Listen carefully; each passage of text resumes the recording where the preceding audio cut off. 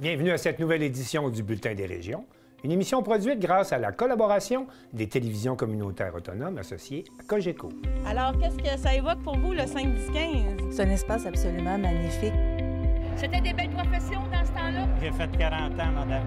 Non. Je vois l'homme comme un arbre parce que l'homme prend racine comme l'arbre. Avez-vous l'impression qu'il y a une relève pour ça? Est-ce qu'il y a des jeunes qui vont... pour pas que ça se perde? C'est cette année que ça vaut vraiment la peine de venir au marché public.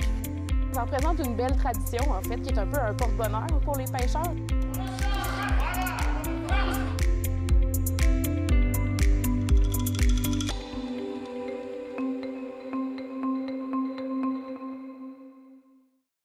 Au sommaire pour vous cette semaine. À Forestville, on veut boycotter les produits américains. À Vaudreuil-Soulanges, comme partout au Québec, la réforme du système de collecte sélective permet de récupérer plus et mieux. À New Richmond, on rencontre deux passionnés qui brassent du kombucha en harmonie avec la nature. À L'Îlet-sur-Mer, un concert bénéfice pour l'église Notre-Dame de Bon Secours, construite en 1768. À Amqui, dans le cadre du mois de l'histoire des Noirs, la soirée Enchantée Afro-Vallée fait salle comble. À Grondines, on lance l'exposition virtuelle Grondines, terre de roches et de battures. En Gaspésie, on recherche vos souvenirs des salles de cinéma aujourd'hui disparues. À Sainte-Anne-des-Monts, on enseigne et on partage la culture du hip-hop. Mais pour commencer cette émission, on va se rendre à Baie-Saint-Paul, où les éducatrices du Centre de la petite enfance ont tenu, comme partout au Québec, une deuxième journée de grève. Monsieur Larivière, de TVCO, est allé à leur rencontre pour connaître leurs revendications. 13 000 employés des Centres de la petite enfance du Québec ont tenu une seconde journée de grève ce jeudi 6 février 2025, alors que les avancées issues des négociations entre le gouvernement et le syndicat semblent minimes. L'équipe de TVCO a rencontré un groupe d'éducatrices de Baie-Saint-Paul afin d'en apprendre davantage sur leurs revendications.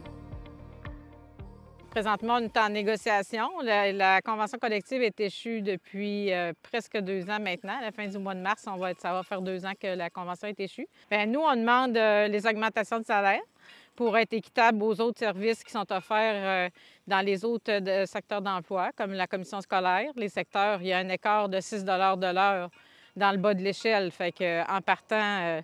les éducatrices qui se forment ou qui ne sont pas intéressées à venir travailler dans les services de garde parce qu'on s'entend qu'entre choisir entre un salaire de 21 de l'heure ou de 27 de l'heure, pour le même travail, on va choisir celui peut-être un petit peu plus payant. Les éducatrices réclament également un soutien bonifié du gouvernement en ce qui concerne les problématiques jeunesse. Les demandes au niveau aussi pour les soutiens à besoins particuliers, parce que de plus en plus, les services de garde, les enfants, il y a des enfants qui ont des besoins particuliers, puis on a besoin des éducatrices pour s'en occuper. Puis aussi que, tu sais, on augmente nos charges de travail, mais on ne nous donne pas plus de temps pour combler ces charges-là. On a à produire 2 fois par année le portrait de l'enfant, puis le soumettre aux parents. Si on veut un comparatif, c'est un petit peu comme un bulletin, une évaluation qu'on porte aux enfants chez les petits. Fait que, en gros, ça ressemble à ça. Le gouvernement du Québec semblerait poursuivre les négociations avec le syndicat national, malgré une réponse jugée non satisfaisante de ce dernier. Actuellement, je pense que ça stationne beaucoup. C'est comme un petit peu stagnant. Il n'y a pas beaucoup d'évolution. Il y a un petit peu d'évolution peut-être par rapport au salaire. Mais je pense que c'est entourant toutes les autres demandes là, que les employeurs mettent le frein, même qu'ils veulent reculer un peu là, sur les demandes qu'on a déjà présentement dans nos conventions collectives. Fait que, ils veulent prendre plus de recul qu'aller de l'avant. Sonia Lavoie rappelle que la situation des CPE dans Charlevoix est à l'image de ce qui se produit ailleurs au Québec. Actuellement, nous, au service de garde, à notre CPE, à la Goélette Enchantée, je vous dirais qu'on a une fille sur la liste de rappel. Fait que si y a une fille qui est malade demain, c'est OK, on va être correct encore, mais s'il y en a 2, s'il y en a 3, ça va impliquer des bris de service là, auprès des services offerts aux parents. Ça veut dire qu'il va y avoir des fermetures de groupe, qu'il va y avoir... Présentement, il n'y a pas eu de fermeture de groupe. On a toujours réussi à combler, à soit changer des enfants de groupe pour toujours en respectant les ratios. Par contre, pour arriver à offrir le service aux parents. Mais éventuellement... parti sur la voie qu'on est parti, ça se pourrait que dans les mois prochains, ne faut pas qu'il y ait de gros virus qui passent actuellement. La déléguée syndicale estime que les conditions actuelles pourraient avoir des répercussions à long terme sur la relève professionnelle dans les centres de la petite enfance. Actuellement, il y a peu ou pas d'éducatrices qui se forment pour travailler dans les services de garde. Nous, à Baie-Saint-Paul, des personnes formées qui viennent déposer leur CV dans les derniers mois, on n'en a pas vu. C'est sûr que nous, on veut faire reconnaître notre travail, ça fait qu'à quelque part, qu'est-ce qu'on recherche, c'est des gens formés. Fait que c'est ça, il y a beaucoup de services qui est offert de la part du gouvernement. Ils essaient d'aller chercher des nouvelles éducatrices, mais en offrant comme la formation, l'option formation-travail. Chez nous, on n'en a pas actuellement là, qui veulent le faire. Sonia Bélanger soutient que les parents qui sont affectés par les journées de grève comprennent le contexte dans lequel les éducatrices évoluent. Je pense qu'ils sont solidaires avec nous. Ils comprennent vraiment le travail qu'on fait. Mais en même temps, oui, c'est difficile peut-être de trouver des ressources une journée. Mais comme je te disais tantôt, si on pense au bris de service qui pourrait être possible, c'est un moindre mal comparativement à peut-être que, qu'il pourrait y avoir de te faire dire à chaque jour, aujourd'hui, c'est dommage, mais peut-être que tu vas être obligé de revenir chercher ton enfant, j'ai pas de service à t'offrir parce que j'ai pas d'éducatrice.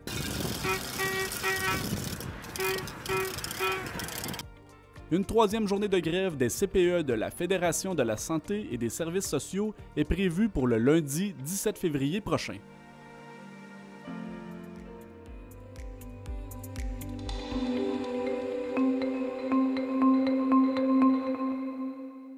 Je rejoins maintenant Joanie Godreau à Forestville pour faire le tour des dossiers locaux. Joanie, bonjour. Bonjour, Martin. Bonjour. Tout d'abord, parlons du conseil de ville de Forestville. Il y a eu une résolution pour boycotter les produits américains. Oui, la résolution n'est pas adoptée encore, mais la mairesse de Forestville a lancé un message clair là, à la dernière séance qui se tenait le 11 février. Donc, elle demande vraiment aux citoyens là, de faire attention puis de se consacrer à l'achat local d'abord et avant tout. C'est en lien nécessairement avec les décisions là, de Donald Trump aux États-Unis. Comme l'a mentionné la mairesse, ça semble loin de nous quand même, ces décisions-là, mais elle croit que chaque citoyen doit faire sa part et les élus aussi veulent faire leur part, comme tu le mentionnais, en adoptant une résolution qui va leur permettre de boycotter les produits américains. Joanie, est-ce qu'on sait s'il y a beaucoup d'entreprises dans le secteur de la Haute-Côte-Nord qui dépendent de l'économie américaine? Nous, c'est sur la Côte-Nord, c'est sûr qu'on a les entreprises comme Alcoa et Alouette qui sont dans le secteur de Bécomo et Sept-Îles qui, eux, doivent vraiment travailler avec l'aluminium. Donc, les tarifs auront certainement des impacts. Pour le moment, les employés continuent quand même à faire leur travail comme habituellement. C'est ce qu'on leur demande. Mais on est quand même dans un climat d'incertitude en ce moment. C'est pour ça que les élus de la Haute-Côte-Nord, même si c'est pas nécessairement à Bécomo ou Sept-Îles, veulent prendre action et leur action pour eux au niveau municipal, c'est vraiment de boycotter les produits américains et d'inciter leurs citoyens à faire attention, que ce soit à l'épicerie, par exemple, de prendre encore plus leur temps pour regarder la provenance des produits et axer sur les produits québécois et canadiens. Par ailleurs, le conseil municipal et à Forestville, là comme ailleurs, il y a une crise du logement chez vous. Il y a des nouvelles mesures qui ont été mises en place pour favoriser la construction de logements. Oui, exactement. Donc, la ville de Forestville est une des municipalités de la Haute-Côte-Nord qui a le plus de problématiques en matière de logement. La mairesse est au courant, on porte des actions, mais maintenant, à la dernière séance, les élus ont mentionné travailler sur un nouveau règlement. Il n'a pas été adopté encore parce qu'ils ont seulement donné l'avis de motion pour le moment, mais les élus travaillent sur ce projet de règlement-là. Il est à l'étude avec les avocats pour que ça respecte la loi. Mais l'important, c'est de dire que ça va être un programme d'aide financière pour les promoteurs. Donc, pour les promoteurs privés? Oui, les promoteurs privés qui vont pouvoir profiter d'une réduction de taxes. La mairesse, pour le moment, parle sur un horizon de 3 ans, donc un crédit de taxes de façon dégressive. C'est ce qu'on mentionne, mais ça se peut que ça change, là, aller jusqu'à l'adoption. On parle peut-être au mois de mars de pouvoir être en mesure d'adopter ce nouveau règlement-là. Ça ressemble à quoi, la pénurie de logements à Forestville?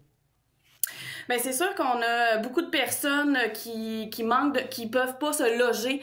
Donc, on a même l'itinérance cachée là, qu'on appelle depuis 1 an ou 2. Donc, on est vraiment rendu à ce point-là. Donc, c'est pour ça que les élus veulent vraiment agir en ce sens. Puis, ils pensent que, justement, en faisant cette nouvelle mesure-là, que le milieu va devenir plus attractif pour les promoteurs privés parce qu'on en a quand même pas beaucoup. Donc, on aimerait vraiment que ces promoteurs-là choisissent Forestville pour pouvoir faire des projets de logement locatifs pour pouvoir aider la population à se loger convenablement parce qu'on parle aussi de beaux logements, là, pas seulement des logements sociaux ou des logements délabrés, là, comme on peut en trouver également. Par ailleurs, à l'occasion de cette séance du conseil municipal, il y a des étudiants du cégep qui ont été sensibilisés à la démocratie municipale. Comment ça s'est passé? Oui, exactement. Donc, à la séance du 11 février, il n'y avait pas beaucoup de points à l'ordre du jour, mais on avait des invités spéciaux. Oui. Donc, les cégepiens du cégep de Forestville qui étudient en sciences humaines. Ils ont un cours de sciences politiques, ces élèves-là. Ils étaient 6. Leur professeur les a amenés au conseil municipal pour voir comment ça se passe, pas seulement dans les livres, la démocratie municipale, mais sur le terrain aussi. Donc, c'est vraiment l'objectif du cours. Donc, ils ont pu assister à cette séance-là, voir comment ça se déroule, poser des questions à la fin et tout ça. La mairesse a même accordé du temps pour leur expliquer un petit peu comment ça fonctionne, telle résolution et telle affaire. Donc, ça a vraiment été pris en compte qui était présent à la séance municipale. Puis, dans un premier temps, il avait quand même rencontré la mairesse là, en classe avec la directrice générale Dominique Tremblay. Donc, ils s'étaient rencontrés auparavant pour pouvoir justement parler déjà un peu de c'est quoi la politique municipale, puis aussi poser leurs questions directement à la mairesse. Donc, il y avait déjà un premier pas de fait avant qu'ils viennent à la séance municipale. Et ça leur a permis d'en savoir plus long sur comment ça fonctionne, les fameux rouages de la municipalité. Exactement. Ben là, à la séance, ils ont vraiment vu ce qu'ils ont appris en classe. Donc, c'était plus théorique, c'était vraiment terrain. Puis, ce qui est intéressant aussi, c'est que l'enseignant Gervais Lessard, c'est lui qui a vraiment monté le cours de A à Z parce qu'avant, c'est déjà arrivé que les étudiants du cégep de Forestville viennent à la séance municipale, mais ça se déroulait en une seule séance et c'était terminé. Il n'y avait pas plus que ça. Maintenant, ben, la réflexion sur la démocratie municipale se déroule en 45 heures. Donc, il y a vraiment plus de temps accordé à ça. Moi, d'ailleurs, en tant que journaliste, je suis allée les rencontrer en classe pour leur parler d'actualité locale. Donc, c'était aussi une partie de la démocratie parce que l'actualité, les journalistes et tout ça, on fait partie aussi de cette démocratie-là. Absolument. Donc, j'ai été leur montrer un peu le rôle des journalistes dans le traitement de l'actualité municipale. Donc, c'était un autre volet intéressant pour eux. On apprenait plus tôt cette semaine que le Festival de la chanson de Tadoussac faisait face à un important déficit. Vous pouvez nous en parler? Oui, exactement. Le Festival de la chanson de Tadoussac a célébré son 40e anniversaire l'année dernière. Mais cette année, ils font face à un défi important, c'est qu'il y a une subvention au niveau du fédéral qui n'a pas été renouvelée, une subvention de 100 000 $, ce qui est quand même pas un petit montant. Donc, ça joue un rôle important dans le budget de cette année 2025. C'est même pas celui de l'an prochain, c'est pour se préparer un an d'avance. C'est vraiment celui de cet été. Donc, ça les dépenses, rapidement. Pour bien se comprendre, les dépenses étaient engagées, puis on leur a annoncé qu'il y avait 100 000 de moins de prévus dans le dernier festival. Exactement. C'est même que ça fonctionne là, au niveau des festivals. Ils ne sont pas les seuls. D'ailleurs, il y a d'autres festivals qui font face à ce genre de défi-là. Mais je pense que pour cette année, c'est eux là, qui sont dans une des pires situations, malgré qu'ils s'en sortent assez bien. Ils vont lancer là, une campagne de sociofinancement prochainement. Ça va être leur moyen d'essayer de s'en sortir, d'essayer de boucler le budget là, du dernier festival. Est-ce qu'on sait quels sont les impacts pour le prochain festival? Pour le 41e. Ben là, tout ça parle du 41e. Là. On parle vraiment de celui de 2025. Donc, là, il va y avoir des impacts déjà cette année, c'est évident. Donc, avec la campagne de sociofinancement qui va être lancée, on espère récolter 25 000 $ pour le budget de cette année. Pour vraiment essayer de boucler le budget de cette année. On veut essayer de solliciter les citoyens, en fait. La campagne de sociofinancement va être ça. Puis, on va avoir également d'autres moyens là, avec des cartes de membres. Ils vont sortir d'autres sortes de financements. mais la majorité, le majeur impact de ce trou de 100 000 $-là va être que le nombre de spectacles va diminuer cette année. Donc, au mois de juin, là, au lieu de s'attendre à 65 spectacles comme à l'habitude, on va avoir environ sur 3 jours, environ 50 spectacles, donc une diminution d'environ 15 spectacles. C'est ce qu'on anticipe là, cette année. C'est de plus en plus dur pour le milieu de la culture et des artistes, mais il y a un artiste chez vous, Linda, je regarde son nom, Linda Isabelle, qui a lancé une nouvelle initiative de son côté. Parlez-moi un peu de Mme Isabelle. Oui, donc Linda Isabelle, c'est une artiste peintre de Bécomo, mais qui est à Forestville quand même depuis plusieurs années. Elle est vraiment reconnue à l'international, donc elle peut se compter parmi les chanceuses là, sur les artistes de son la art. côte. Oui, elle vit de son art depuis 10 ans. Okay. Donc, quand même, c'est bien là, à Forestville et sur la Côte-Nord. Donc, elle fait partie de ceux qui sont privilégiés. Mais quand même, il y a des défis. Et là, elle avait un petit trou dans son horaire, ce qui n'est pas arrivé souvent dans les dernières années. Elle fait beaucoup de symposiums et tout ça, se promène partout au Québec. Elle a beaucoup de demandes spéciales aussi qu'elle tient à faire. Mais pour cette année, elle avait un trou dans son horaire. Fait qu'elle s'est dit, pourquoi ne pas en profiter pour transmettre ma passion aux jeunes? Oui. Parce qu'elle trouve ça tellement important de, justement, l'art quand on est plus jeune. Puis en région, ben on retrouve moins de ce genre d'atelier-là. Fait que les jeunes qui sont passionnés par l'art, ben ils vont faire de l'art plastique à l'école, comme elle le fait plus jeune. Oui. C'est peut-être là qu'ils vont se découvrir une passion, mais ils n'ont pas nécessairement d'autres opportunités tant que ça, peut-être que dans les centres urbains. Donc, elle trouve ça important. Elle s'est fait une genre de mission. Elle avait déjà fait ce genre d'atelier il y a 10 ans. Maintenant, elle avait trop manqué de temps là, avec sa carrière qui a pris beaucoup d'ampleur. Mais cette année, elle s'est dit, je renoue avec ça. Donc, elle a commencé 3 gros secondaires. Les enfants ne peuvent pas... Vraiment, avec tout ça, seulement la toucher au plan, vraiment toutes sortes. Et je vous avais là-dessus? Elle a pris aux gens. Écoute, merci beaucoup. Atelier février, ensemble les effets dans et la créativité du discours. Il y a 5 points qui vont aussi beaucoup plus. Les jeunes pourront penser que je vais faire 5 exemples ça va être côté Isabelle trouve pas les musiques qu'elle peut prendre. L'activité touchée à ouvrir on va toucher plein de choses. Pas de chaleur. De licence maison avec une fois organisée à des mondes de jeunes artistes. La première que la ordinaire atelier déjà il y a une dizaine d'ateliers aujourd'hui et de profils en arrière avec énormément. Et un peu, 3 qui sont d'abord, permis vraiment d'avoir un petit peu plus de temps. Mais laisser travailler pas juste 3 faire ça. Et ça avait limité le nombre de ça concerne tous les groupes complets. Offrir la possibilité de les ateliers actifs de l'art civil. De générer une opportunité dans le c'est ainsi que les participants ont rejoint les groupes. Continue de vivre de son été sur la route des Saint-Jean dans la province.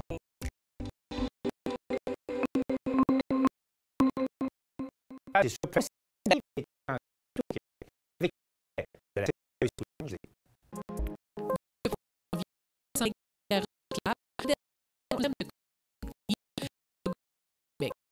sur la télé a voulu en quoi pour que c'est assez sélectif. En fait, déjà, c'est maintenant contre collectif.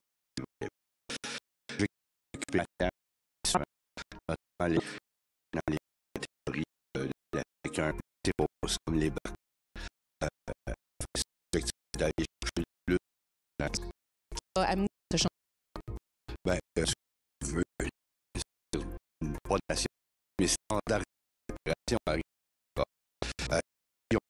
On faisait très bien, mais c'était pas le nécessaire par Québec. Il faut avec la ressources minières, qui ont fait de la collecte depuis les années 90. Modifier tout le monde qui va le tri. Une forme de côté derrière auparavant, surtout pour ce qui concerne les matières qui étaient plusieurs matières, par exemple les exemples, type de cadre pour les pour les aliments.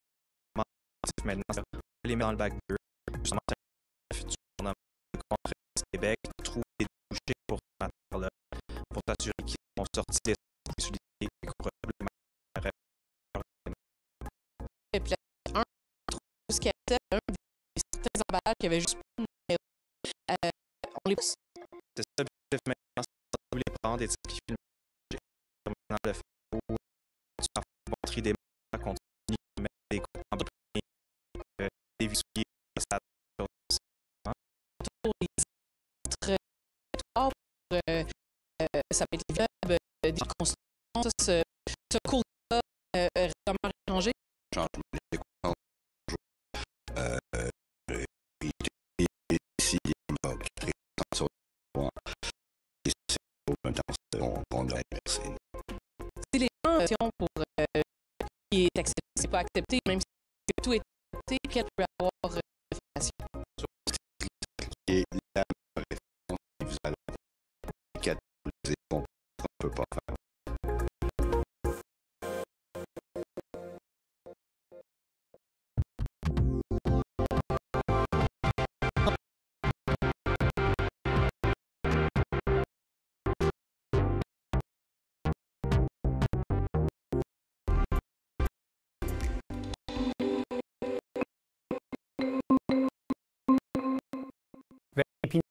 Est une autre facette du gouvernement nous présentant l'entreprise comme Alors que bien porter votre entreprise comme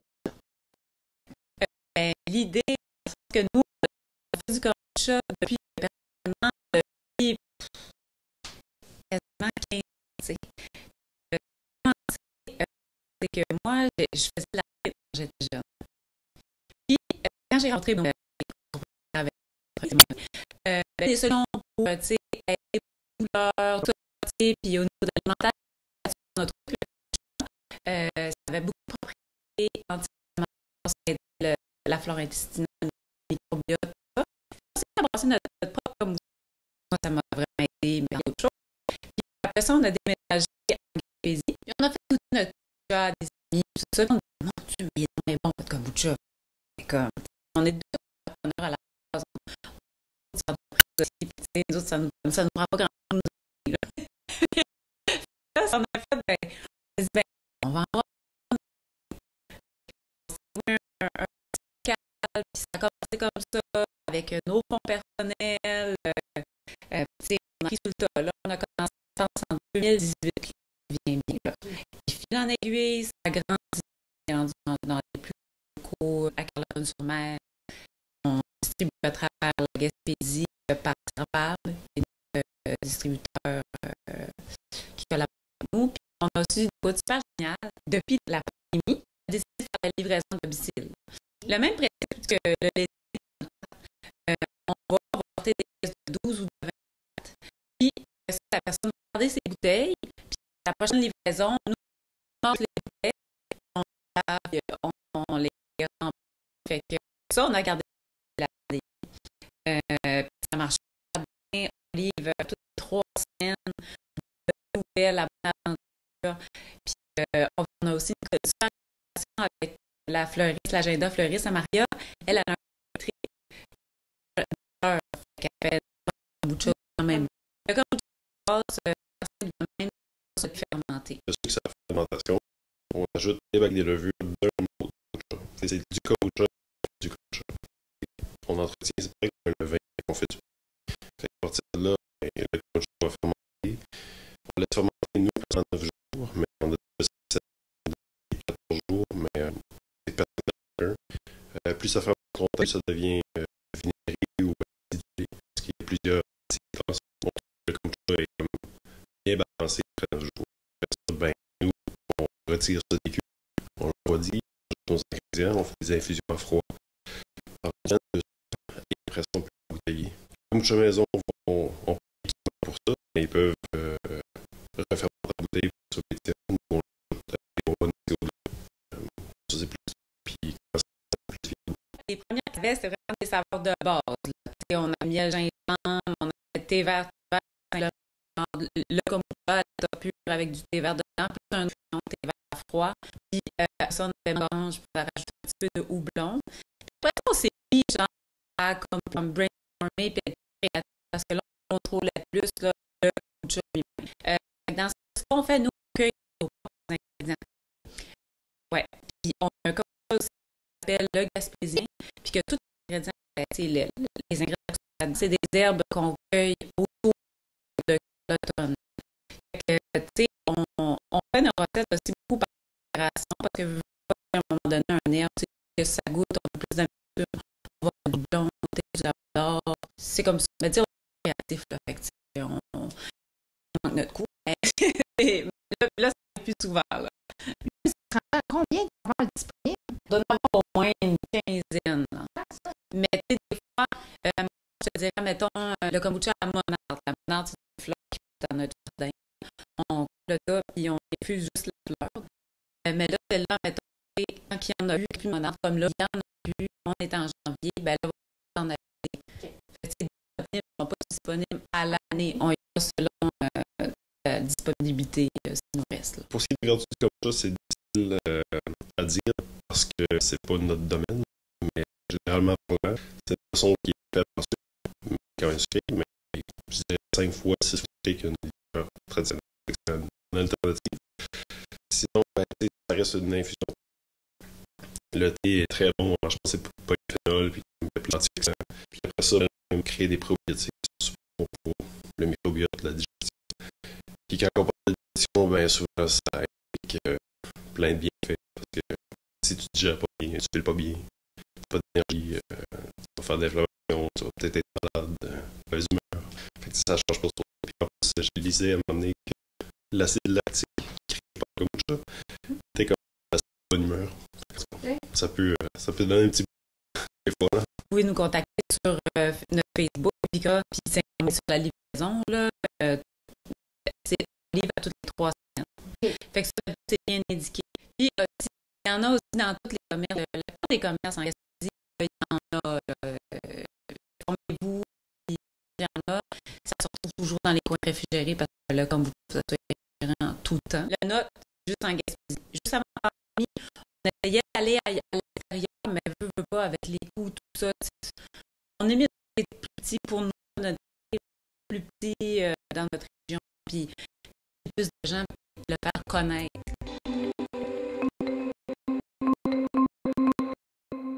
Mario TV était à l'église Notre-Dame de Bon-Secours à l'Île-sur-Mer pour l'annonce d'un important concert bénéfice.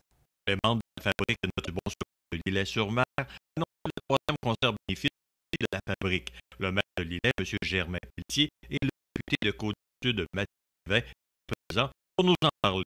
Mathieu Rivet nous présente ici la présidente d'honneur de ce 3e concert bénéfice. J'ai le privilège de vous présenter la présidente d'honneur de cette 3e édition du concert bénéfice. Une prestigieuse ambassadrice lyrique à travers le monde, issue de notre pays, née et grandie ici même à Québec. Ce panneau de niveau international, elle a depuis son plus jeune âge pourquoi chanter l'église Notre-Dame de Bon-Secours, mariage, funérailles et bien d'autres occasions. Tout son désir d'implication dans ce projet. Jean des Médias, j'essaie de vous présenter Madame Lynn. C'est donc avec beaucoup d'utilité, mais peut-être que en nous, c'est la responsabilité de présidente honoristique de cette 3e édition du concert bénéfice.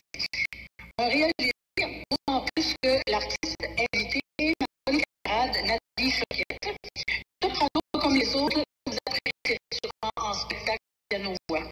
Cette année, l'artiste invité n'est nul autre que Mme Nathalie Choquette, soprano, accompagnée de son pianiste. Ce spectacle de style cabaret en forme piano-voix où la diva allie avec brio les chansons d'autrefois aux grands airs d'opéra. Ce spectacle aura lieu jeudi le 8 mai à 20h. Pour informer la réservation un prix au 88 475 03. Tous les profits de ce spectacle bénéfice iront pour couvrir les coûts d'entretien et de réparation de la belle église de Notre-Dame du Bon Secours à l'Île-sur-Mer. Donc, ce monument architectural fut construit en 1768. Elle renferme trésors, ornements, tableaux et artefacts religieux. Raconte à l'Île-sur-Mer pour CMA TV. Information.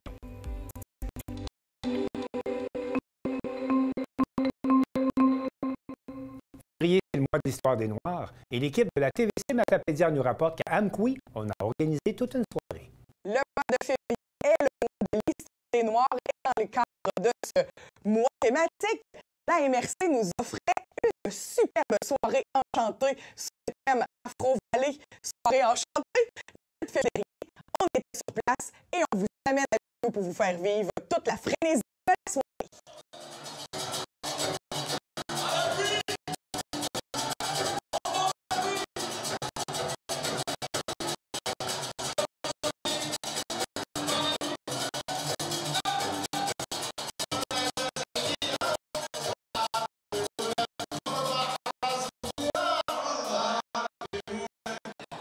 Accompagné de deux des organisateurs de la soirée, qu'on connaît depuis longtemps à la Matapédia.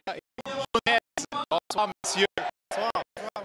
Dites-moi, qu'est-ce qu'on célèbre ici ce soir à Lac-au-Saumon? Oui, on célèbre une fête premièrement. C'est dans le cadre des Soirs des Noirs au Canada. Alors, on a voulu une soirée qui rappelle cet événement et la contribution des personnes noires au Soir du Canada. Alors, c'est ce qu'on célèbre ce soir. C'est une organisation, c'est grandiose. On a de la musique, on a de la nourriture aussi, on mélange les cultures. Depuis combien de temps vous travaillez à organiser cette soirée-là? Moi, ça fait plusieurs mois. On est en train de faire des vidéoconférences, des rencontres physiques pour bien organiser, pour que tout ça passe bien, cette soirée, pour tout le monde être content. Et surtout pour un mélange culturel, pour présenter comme nos habits, la culture, la bouffe, tout ce qui représente comme pays, comme continent africain et l'histoire des Noirs, c'est ça. On sent derrière qu'il y a beaucoup d'animation. Il se passe beaucoup de choses en ce moment. On a tout un animateur de Oh, vraiment une formule gagnante pour les spectacles. Et là, il y a un historique d'animation. Ils sont messieurs, en fait, de principe. Alors, on est chanceux de l'avoir pour mettre le feu dans la soirée. Ouais. Il y a beaucoup de... C'est une soirée qui est faite pour croiser les cultures, puis pour aussi aider les arrivés. Salut! Wow!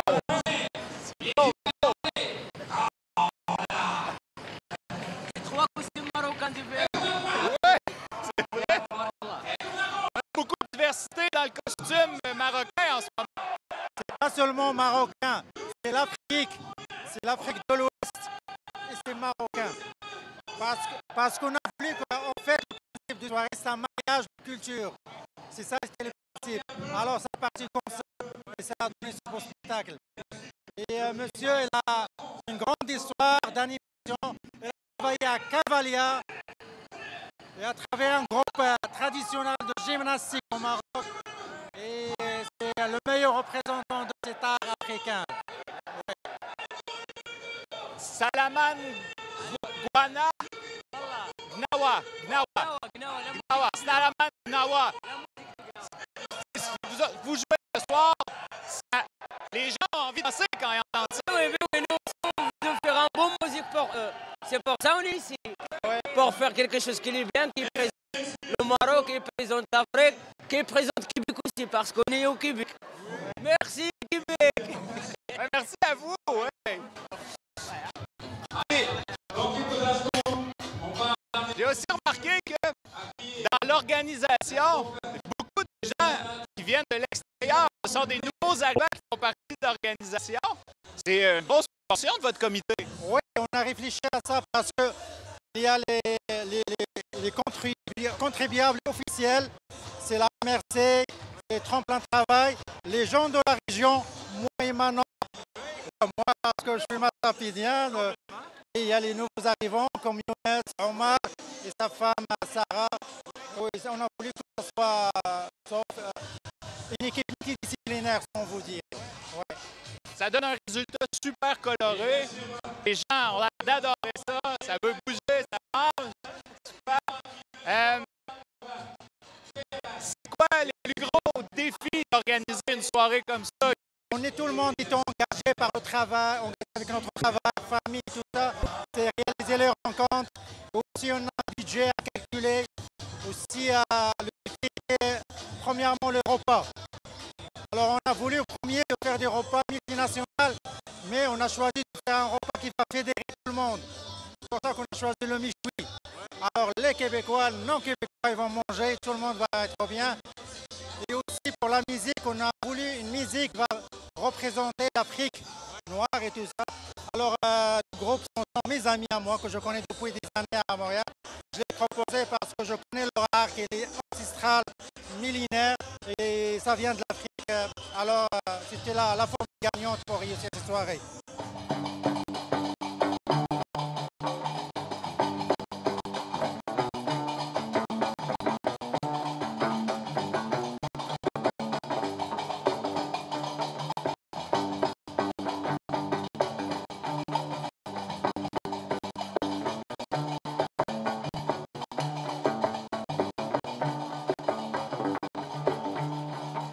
Donc, on va avoir Salaman Nawa qui va revenir, puis c'est DJ Serran qui va nous compléter ça avec... je pense que c'est en train de se réchauffer en ce moment. C'est ça, oui. C'est ça. Je tiens de souligner que le groupe était très content de l'accueil et ils ont été surpris comment dans la vallée on organise les choses, comment ça se passe. Et ils ont été surpris. Ils sont contents. Super, super bien parti. Merci beaucoup pour votre travail. Excellent. Un plaisir, merci.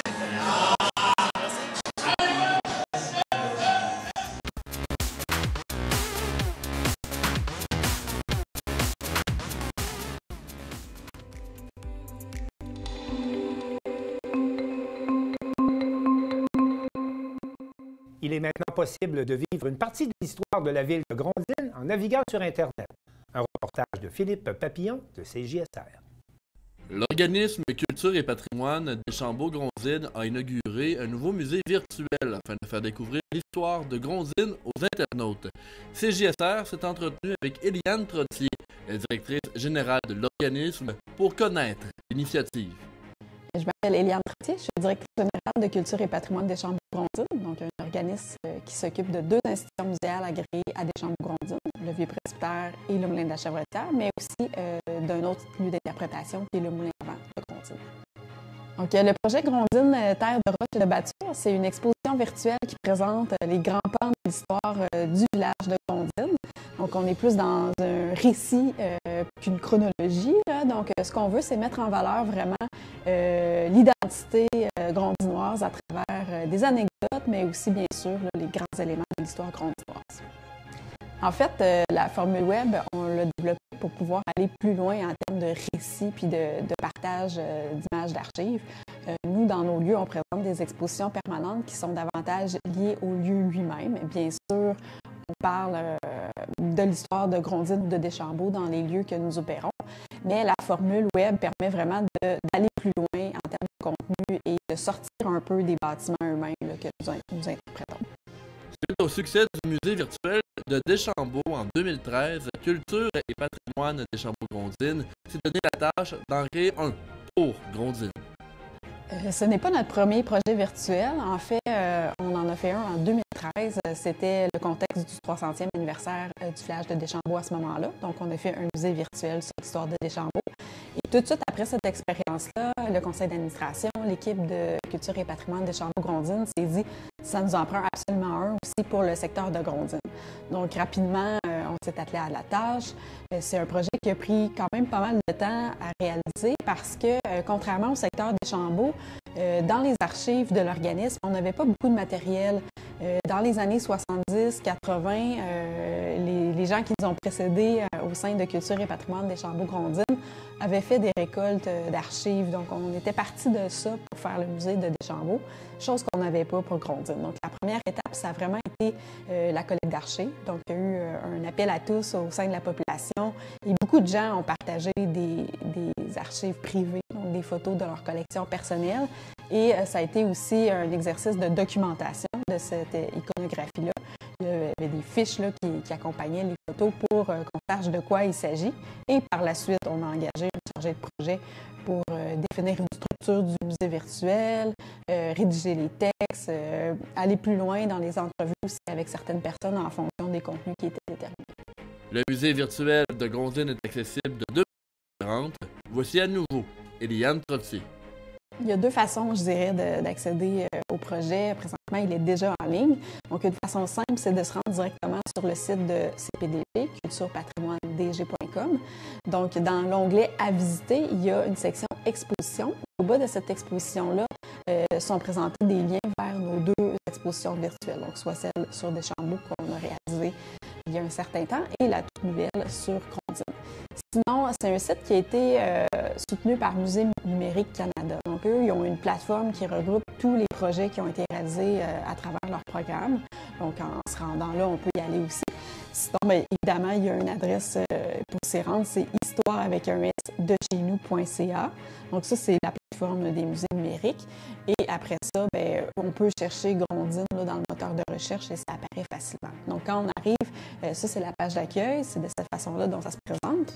Donc, il y a un texte d'introduction, bien sûr. Et pour commencer à lire les récits, on peut commencer à lire l'histoire ici ou c'est la même chose là, si on va à Histoire en haut là, dans l'onglet. Donc, ça se présente de cette façon-là, c'est-à-dire qu'il y a un menu sur le côté et chaque section est présentée plus au centre. Évidemment, les récits, on les a construits dans un certain ordre logique, donc c'est pensé pour que ça puisse être lu en ordre, mais ce n'est pas obligatoire non plus. Donc, si vous avez des intérêts particuliers pour, par exemple, la section sur les magasins généraux, vous pouvez tout à fait y aller directement, puis vous allez la comprendre sans avoir lu ce qui précède. Donc, il y a quand même pas mal de sections. Et à la fin aussi, pour ceux qui s'intéressent de façon plus précise à l'histoire grondinoise avec des dates, par exemple, il y a le résumé historique là, qui vient faire une synthèse qui résume un peu tout ça. Puis sinon, c'est vraiment plus par thème. Puis il y a aussi la section galerie. Dans le fond, ça regroupe énormément de photos, soit des images qui sont déjà insérées dans les textes qui sont présentés, ou des fois, il y a des petits bonus. Là. Donc, c'est le fun aussi de juste parcourir la galerie photo. Par contre, évidemment, là, il n'y a pas les textes qui mettent tout ça en contexte. Donc, en cliquant sur les photos, bien sûr, on peut les voir plus grosses. Et ce qui est sympathique, c'est qu'on voit toujours la source. Donc, par exemple, ici, c'est une archive qui vient d'une collection privée, c'est bien sûr mentionné. Et puis, pour terminer, je mentionne que le site aussi est entièrement traduit en anglais. Donc, un visiteur anglophone peut avoir accès. C'est le cas là, pour tous les musées, les projets soutenus par Musée numérique Canada. Il est possible pour toute personne intéressée de consulter les deux musées de culture et patrimoine de Deschambault-Grondines gratuitement, que ce soit en français ou en anglais. Reportage de Philippe Papillon avec la narration de Danick Julien.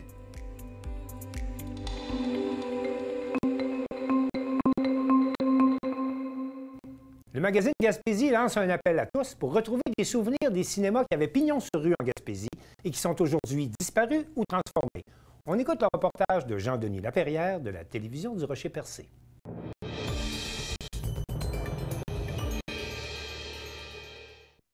Alors, le magazine Gaspésie est déjà en préparation de son numéro pour cet été et lance un appel à collaboration de la population sur le cinéma. Donc, on va en parler avec Marie-Josée Lemaire-Clapette, directrice en chef, pas directrice, mais rédactrice en chef du magazine Gaspésie. Bonjour. Bonjour. Ça va bien? Ça va très bien, vous? Oui. Donc, j'ai dit sur le cinéma, mais en fait, c'est plutôt sur les cinémas et les cinéparcs de la Gaspésie. Oui, exactement. En fait, quand on a commencé à penser à ce thème-là, je pensais au cinéma dans le sens large, mais je me suis rendu compte rapidement qu'il y a eu tellement de salles de cinéma, de projections de films ambulantes en Gaspésie, de cinéparcs, etc., que juste en focusant sur les salles, si je peux m'exprimer ainsi, on avait amplement de matériel. Donc, en effet, c'est sur les cinémas et non sur le cinéma comme art.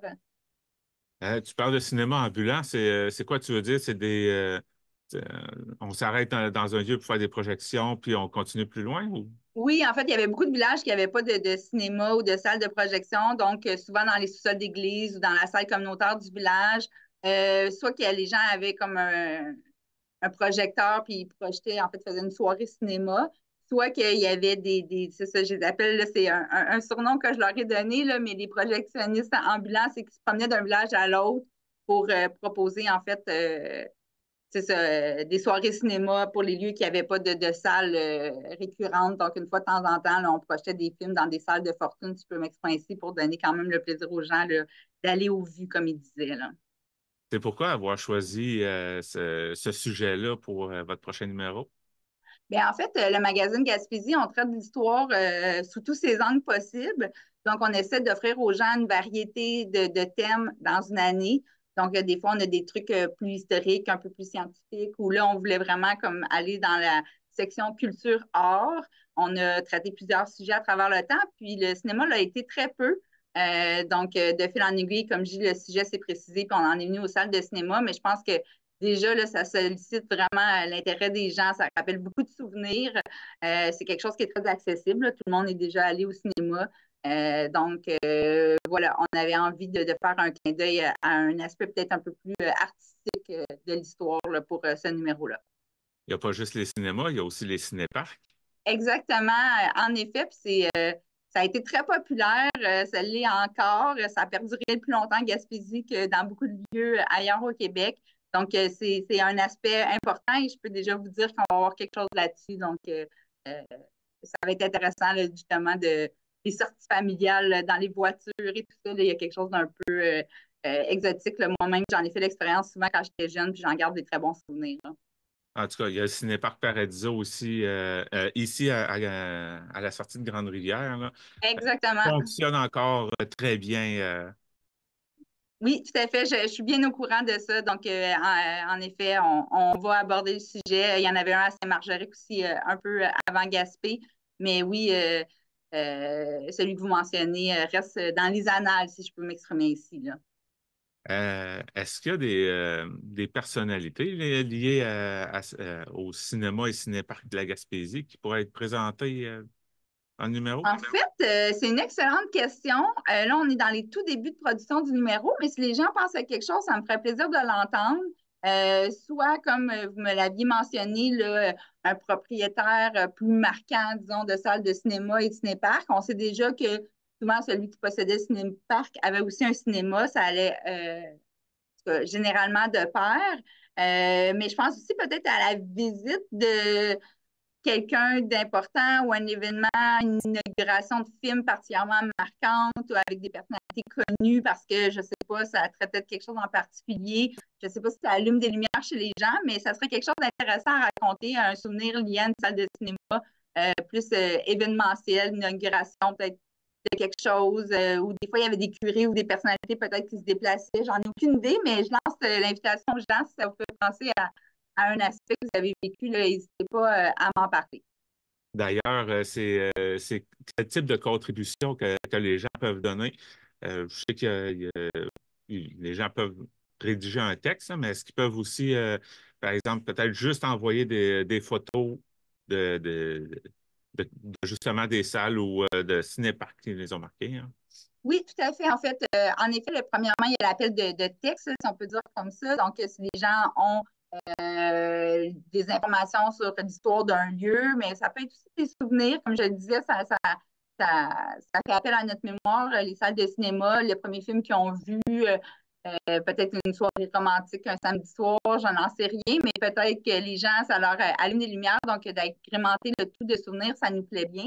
Si les gens ne sont pas très à l'aise avec la rédaction, mais ils ont une bonne histoire à raconter, ils peuvent me contacter aussi. Là, je ne veux pas que les gens s'arrêtent avec ça. Là, on cherche d'abord et avant tout des bonnes histoires. Donc, je peux l'écrire pour vous, on peut le faire ensemble, on peut faire une entrevue. Donc, il y a toutes sortes de façons possibles. Donc, si vous pensez à quelque chose, contactez-moi. Puis oui, je prends toujours les photographies, mais dans ce numéro précisément, on en a besoin. Souvent, on pige dans les archives du Musée de la Gaspésie pour illustrer les numéros en partie, puis on complète avec ce que les gens ont. Mais là, on a très, très peu de choses dans nos collections. Donc, je fais vraiment un appel à tous. Oui, des photos des salles de cinéma à l'intérieur, ça serait génial parce qu'on n'en a pas encore. On en a à l'extérieur des bâtiments, mais dans les salles, je n'ai rien. Si les gens ont des programmes, peut-être des billets, je ne sais pas quel souvenir lié à un cinéma ou à un cinéparc, le menu de la cantine, pourquoi pas au cinéparc, ça serait génial. N'hésitez pas, contactez-moi, même si c'est juste une photographie que vous avez puis que vous n'avez pas envie d'en raconter plus, il n'y a pas de problème, là, ça va nous faire grand plaisir. Là. Marie-Josée Lemaire-Clapette, rédactrice en chef du magazine Gaspésie. Merci beaucoup pour cette présentation. Bien, merci de l'invitation. Vous écoutez votre reflet d'ici. Revoyez tous nos reportages sur notre site Internet.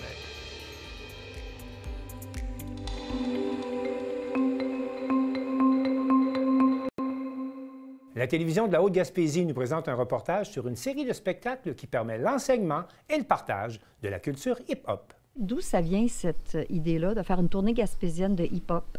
Ça faisait en fait 3 ans, donc c'est notre 4e année qu'on fait un événement ici où on enseigne, puis on partage un peu la culture hip-hop, ce que moi j'ai eu accès en étant dans les grands centres. Et puis je voulais faire découvrir un peu cette culture-là, pas juste comme elle se voit à la télé, mais aussi comment on la vit entre nous, puis les valeurs qui sont derrière, l'histoire qui est derrière. Donc pour nous, c'était vraiment une belle occasion de pouvoir le partager à un grand nombre de gens dans les régions. Et puis au fil des années, on a ajouté des villes, des écoles, des centres communautaires, des théâtres. Donc là, ça continue de grossir dans l'Est du Québec et on espère que ça se poursuive encore plus loin.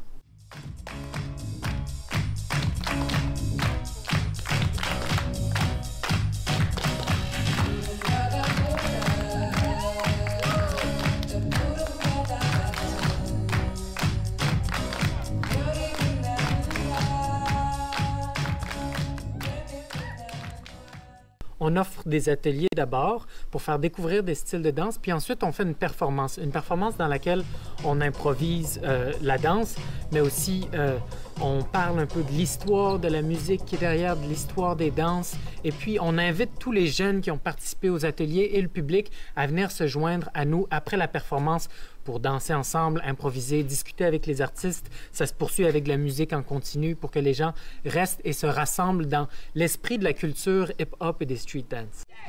2, 3, 4, shake! Yeah! Et non, 3, 5, 6, 7, 8, 1, 2, 3, 4, 1, 2, 3, 4, 1, 2, 3, 4, shake! Wouh! Bravo! Moi, je voulais juste danser. Puis c'est de la danse, quoi. Puis fait que c'est ça. C'était vraiment juste l'envie de danser. À Fury, l'année dernière, il y avait un atelier de hip-hop, genre. Mais il y a plein de trucs dans le hip-hop, j'imagine, mais... Enfin ouais, à Fury, l'été dernier, il y avait eu des ateliers aussi, auxquels j'avais participé. Puis la tournée a commencé aujourd'hui à Sainte-Anne-des-Monts. Oui.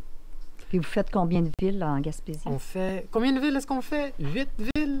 Je pense qu'on fait autour de 8 villes dans l'Est du Québec.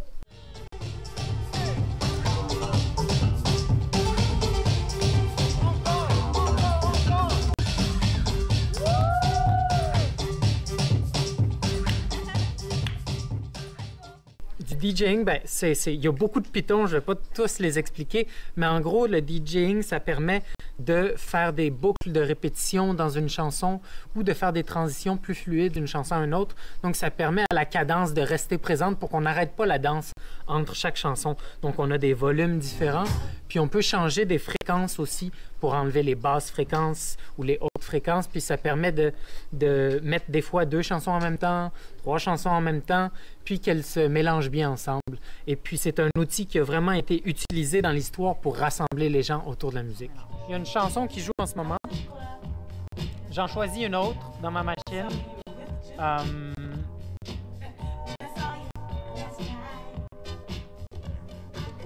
Et puis, à partir de là, il faut que j'utilise mes écouteurs pour m'assurer que les rythmes coordonnent ensemble.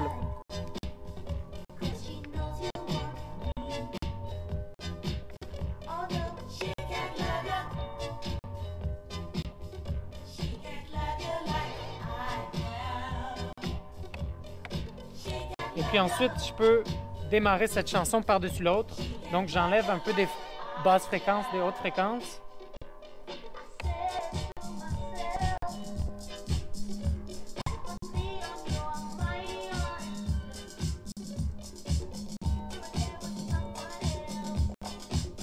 Je peux mettre un petit écho sur la chanson qui jouait avant. Et puis là, on en a une nouvelle qui est partie. Donc voilà, la musique s'est pas arrêtée, puis les deux se sont combinés ensemble. On a été chanceux. On a eu la chance cette année de te voir à l'émission Révolution. C'est toute une expérience. Peux-tu m'en parler un petit peu? Oui, ben, c'était une super belle expérience. Pour moi, j'ai rencontré plein d'artistes super intéressants qui venaient de différents milieux de danse, différents styles de danse. Et donc, c'était vraiment une belle expérience de découvrir ça, puis de me faire connaître aussi par des gens un peu plus du grand public, parce que d'habitude, dans la danse, on a notre public, on a nos communautés, mais là, d'aller au dépanneur, au village, puis de me faire reconnaître, c'est agréable, ça permet d'avoir des discussions avec plein de gens, puis que les gens comprennent un peu ce que je fais dans les régions où j'habite, d'ailleurs, à Marsouis.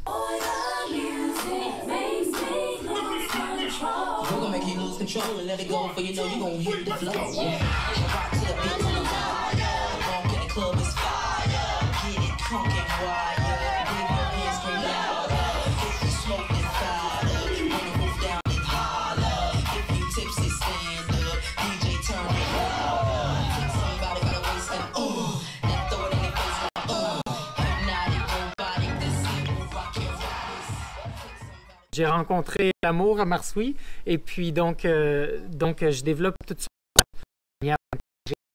J'ai grandi en ville, j'ai connu seulement les grandes villes, donc de découvrir cette nouvelle manière d'entrer en contact dans des petits lieux, des petits villages, tricotés, serrés, comme on dit, c'est vraiment inspirant. La danse, j'ai commencé ça très jeune. J'ai eu de la chance, j'avais un voisin qui faisait du break. Et puis lui, il mettait un petit plancher de danse au coin de ma rue, parce qu'il y avait un parc, il invitait ses amis. Donc, à un très jeune âge, dans l'enfance, j'ai rencontré la communauté de break de Montréal. Et puis, ça m'a initié. J'ai vraiment grandi parmi eux. Puis, j'ai jamais arrêté parce que j'ai attrapé la piqûre. Puis, ça me passionne encore aujourd'hui.